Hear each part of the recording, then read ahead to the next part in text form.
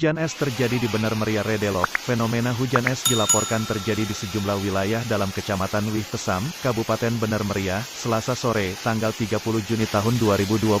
Camat Wih Pesam Lukman mengatakan setidaknya ada 4 desa yang diketahui dilanda hujan es sekira pukul 15.30 waktu Indonesia Barat, sementara yang kita tahu itu di Kampung Wih Pesam, Pantai Raya, Wonosobo, dan Kampung Lut Kucak. Kata Lukman, dia menuturkan hingga saat ini belum ada laporan warga terkait dampak kerusakan akibat hujan es tersebut. Butiran-butiran es tampak sebesar batu kerikil jatuh bersama air hujan. Saat ini belum ada laporan kerusakan, nanti kalau ada informasi terbaru akan saya sampaikan, tuturnya. Sumber aceh.antaranews.com.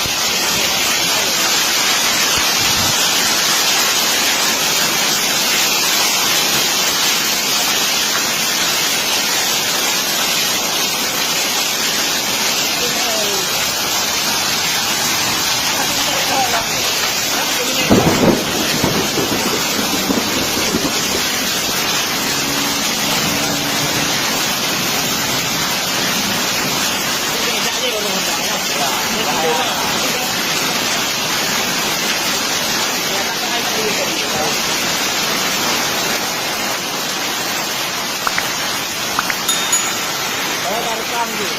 Awak rekam ya, dari kamu.